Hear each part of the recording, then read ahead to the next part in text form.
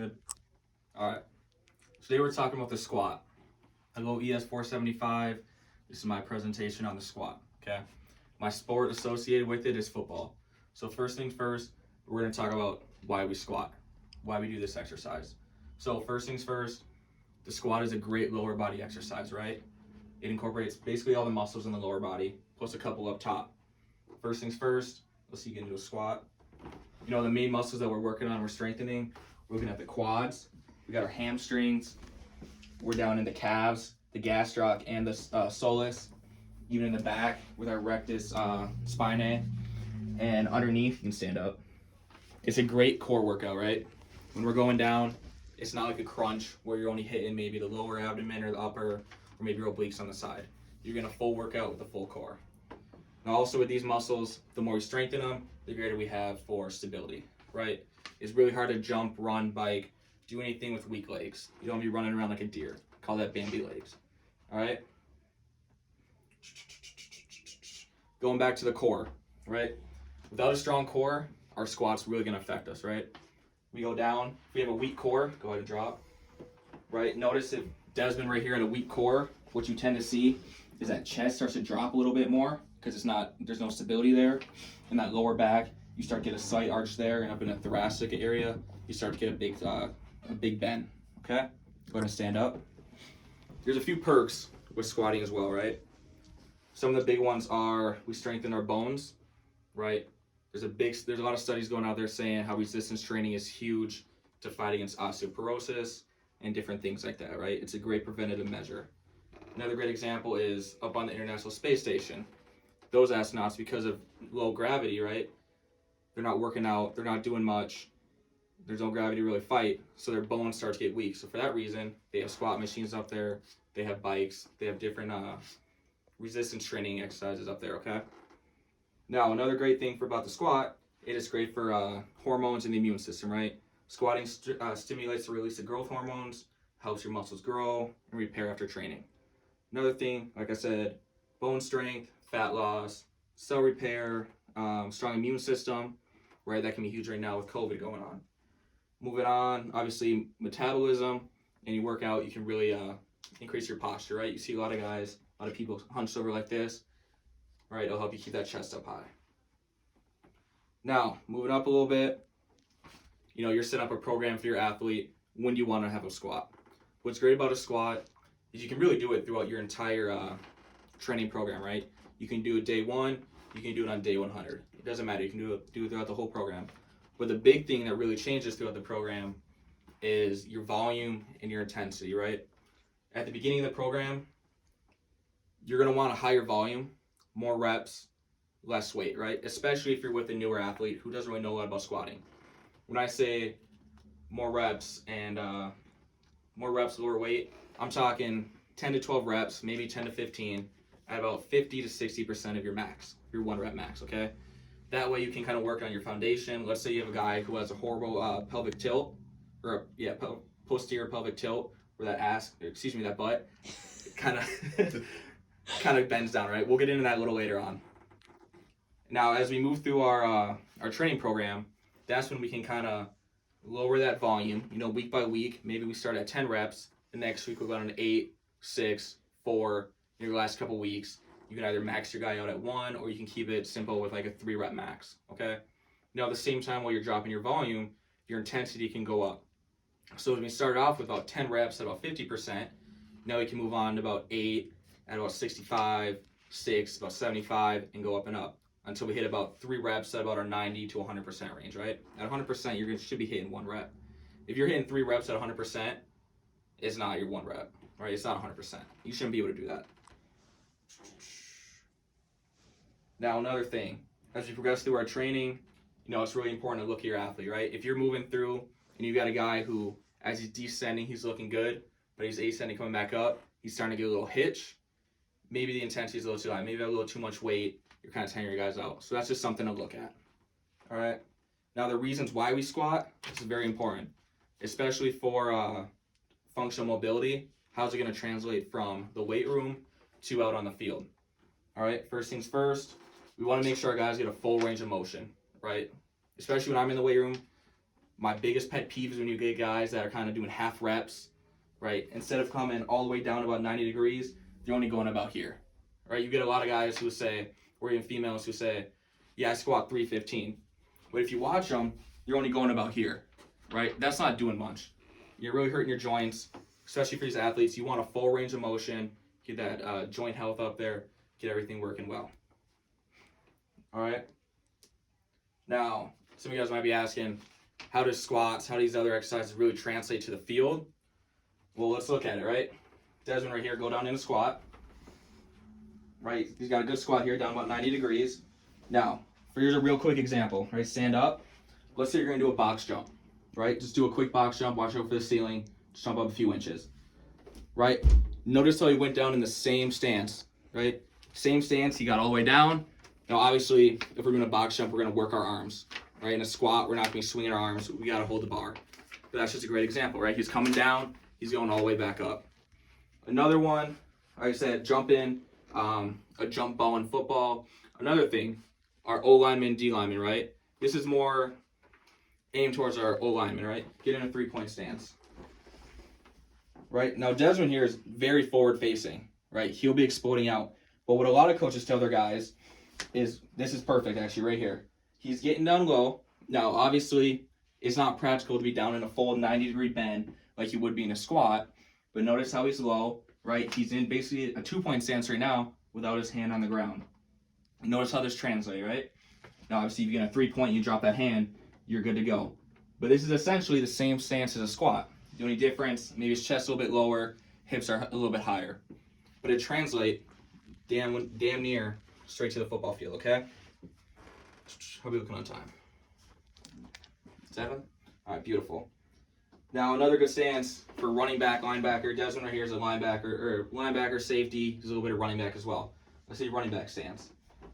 Right, same thing. Nice bend at the knees, good hips, slight hinge at the hips. Right, it's all translating through.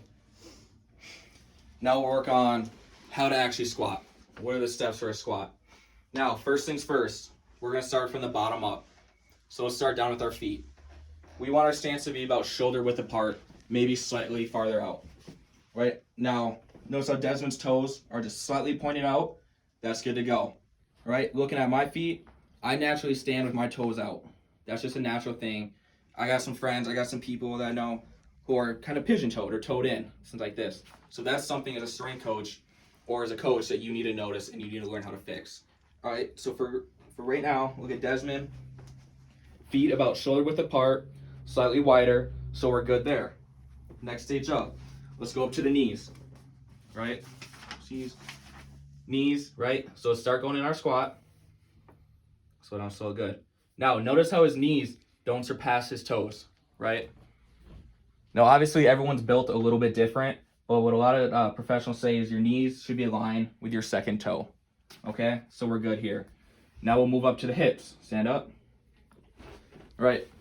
So one thing that I've always been coached, and some studies show out, a great way to help these guys, the first movement when you're doing a squat is you should be throwing those hips back, right? A good thing, I know it makes it kind of funny, but I tell them to pop it out like a girl, right? Your first movement is not with your knees coming down. It's actually, boom, pushing that chest out. Notice my glutes and everything, right? It's going straight back. Straight back. What that does is that helps kind of even out that weight. Otherwise, go down. Now, your first movement, stand up straight. But your first movement be your knees going down. Right? Notice how his knees go way over his toes. Stand up and do it again. First movement with the knees, come down. Notice how forward he gets, right? Imagine if he had a bar on his back, some weight, right? That's going to push him forward. That's the last thing we need. If that's going to happen, what you're looking at is him falling into the rack, or maybe he tries to over-adjust, overcompensate, and starts coming back, and he injures his spotter or himself. All right, that's a bad day. We don't want that. Now, moving up, we talked about ankles, knees, hips. Let's move up to the chest, right? For this example, let's grab a bar. You go, throw that up. Right? So as Desmond goes through his stance, right, first things goes through his descending motion, right? Hips pop back, knees come down. Now, what do you notice about his chest, right? His chest stays up. That's great. What you see a lot of guys doing is as they come down, that chest starts to fall, right? That's gonna be a bad day. Look at this. This does not look safe. This looks dangerous, right? Our first worry here is him injuring himself or injuring someone else. So as Desmond comes down, yep, coming down, chest stays high. Notice his head is slightly pushed back. I tell my guys to look up at about a 45-degree angle, right? Straight out, we'll go about 45 degrees, all right? We'll go into some of the things that guys do wrong later on, all right? We're good chest. Now, what's really important is during the ascent, so go down, right? It's ideal that we want the chest and hips to rise at the same time. There you go.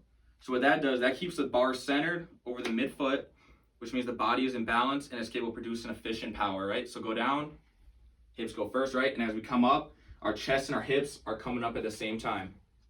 Beautiful. Now the other thing, switching back to posterior side, we want to keep that back in a neutral position, right? Which Desmond's doing a good job. Go back down. Good, right? The spine's in a pretty neutral position. We're tight, his core is tight, everything is good. Head's up. The last thing you want to see is that head coming down, right? It puts a lot of pressure on that cervical spine. Head comes way too high up. Now you're just pinching back here, right? So last thing you want to do, stand up. One thing I kind of missed I want to cover is as he's going down, right before he goes down, he should be taking a deep breath in, and he should be pushing out with his stomach, right? So deep breath in, good. Keep that core tight, chest up, go down. And on the way up, as we go up, yep. Once we're about 2/3 of the way through, that's the ideal time to finally breathe out, okay? If we're down, take your deep breath, go down. Good. Now, if he breathes out here, and let's say we have a lot of weight on the bar, he's now loosening up that core. You run into risk of hurting that lower back, even that thoracic, right? There's a lot of, I almost say he's getting lax, right? So come on up. Good. Now, spotting. Spotting is very important with this exercise, right? Squats are a great exercise. They translate great to the field in any sports. I don't care if it's soccer, football, basketball, anything, right? Wrestling, it's all great. But with that being said, it's also going to be a very dangerous exercise, right? Especially as we get to the higher level, JV, varsity, even up to the college level, you got your weightlifters, pros, right? You're pushing more and more weight, right? A lot of guys don't realize that. Especially going back to when I said a lot of people think, oh, I'm putting up 315, but go down. You're only going down to about here, right? Another inch, that's a big difference when you have 315 on that bar. So that's why it's very important to have a spotter and a coach and even people that know what they're doing to help with these mistakes. So when it comes to spotting, right, we want to be pretty close to the athlete. What I like to do, and I like to tell my guys is, I want my hands underneath. Now, if anyone has a wrestling background, I call this a double underhook, right? Obviously, you're on the other side if it's wrestling, but a double underhook, right? That way you're able to support that chest in case he starts to fall. And let's say Desmond goes down, I'm gonna squat with him, right? I'm right on him. Now, let's say we have a lot of weight on the bar and he starts falling forward. I'm in a great position. I can lift him up. I can put my abs on his hips to kind of help drive him up. And we're in a great position here, right? So let's go back down. Right, I'm right on him. I'm giving him space to work, right? I'm not sniffing, I'm not right on his back, but I'm underneath, letting him move, but I'm here just in case he needs it. So let's say Desmond starts falling, starts going forward. I'm here to pick up that chest. I'm in a great position. Now, with that being said, it's very important when you're squatting in a rack especially to have your safety bars, right?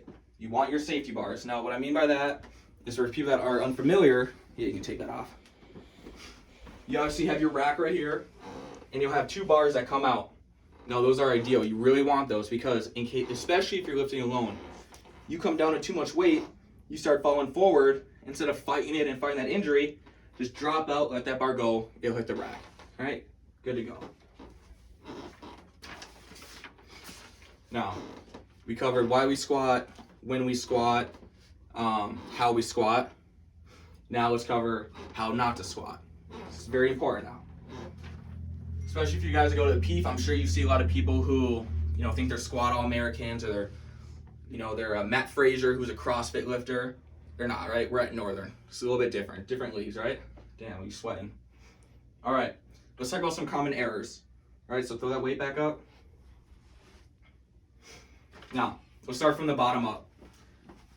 especially to start with these ankles and our feet stance, right? What I see a lot of people do is they just kind of hop in the rack, grab the bar, and start going. So what you see a lot of times is maybe they're too narrow, right? Come in, really narrow, which, you know, being narrow is not horrible, but I mean, it really works the quads, but too narrow, you don't have a great, you know, center balance, right? You're going over your center gravity's a little off, it's a little wild. So let's go back out. So a lot of guys, right, they'll have a nice stance, they're comfortable in this, but they become staggered, right? Now try to squat like that. That's an issue, right? If you notice, as he went down, this left knee started to kind of slide in. It's the last one we want, right? Biggest thing I tell my guys, when that knee starts to cave, my biggest concern is, you know, if it comes down too hard, you worry about injuring that MCL. Excuse me, I'm blanking here. ACL, PCL, LCL. Yeah, MCL. Now, the other thing is, after that knee collapse, you worry about injuring that ACL, right? Especially volleyball players, that knee starts to come down, collapses, ACL's torn, right? That's at least 9 months, right? It's the last thing we want. So we want to make sure we have an even base, and we're good to go, nice and wide. Now, this is huge right here with the knees. Going back to it, go down. We get a lot of guys who, as they're coming down, they kind of get those chicken legs, right? I call them Bambi legs. They're weak. They start caving in. Huge risk. Huge risk. The other thing, let's go around to the back. All right, I talked about that posterior tilt. I see this all the time. Now, I don't believe Desmond has a bad one. I do. You know, the reason for this posterior tilt is you have really tight hamstrings, right? Your hamstrings come up, they connect in the posterior side of this pelvis. So what happens is, as Desmond comes down, go all the way down, guys tend to go too low, and what you get is this hip. See, we have our hips here. What you get is they start to kind of twist back. They twist back, and that's horrible. So last thing you want, right?